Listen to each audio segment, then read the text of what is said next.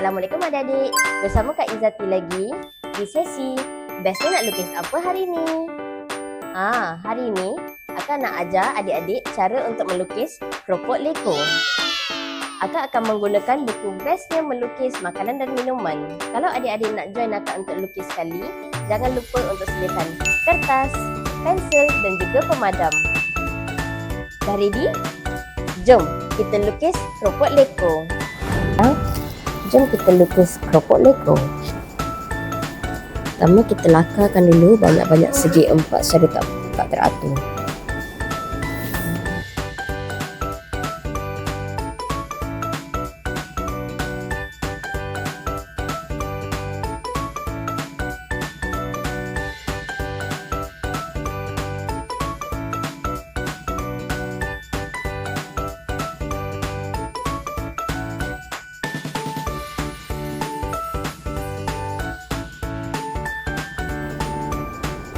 Okay, sekarang kita buatkan dia punya garisan beralur pada lakaran-lakaran tersebut.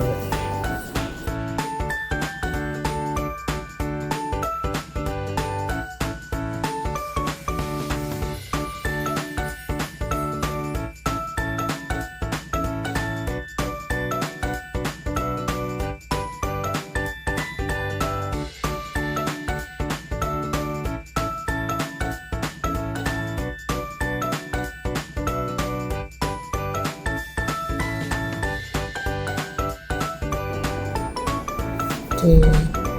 Sekarang kita tambahkan garis-garis sikit-sikit dekat keropok leko kita.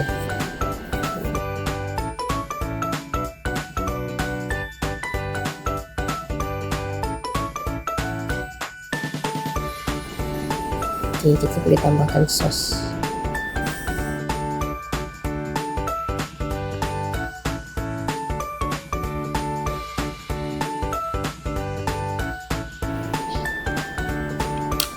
Sekarang akan nak outline.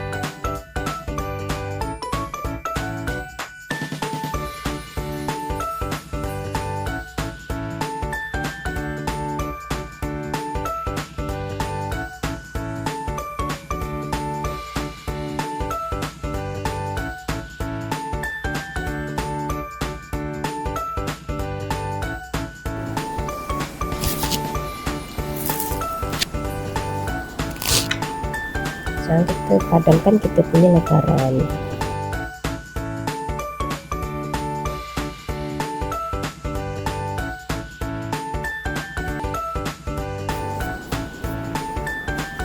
Sekarang kita nak warna.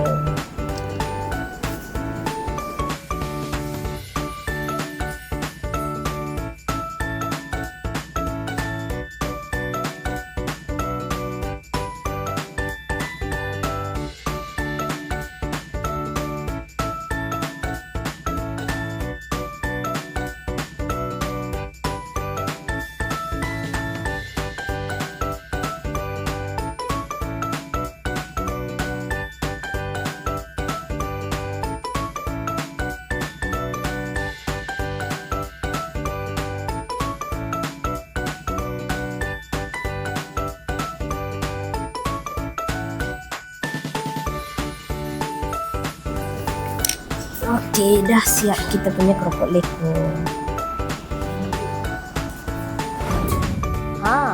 Senang tak adik-adik lukis keropok leko dengan akak tadi?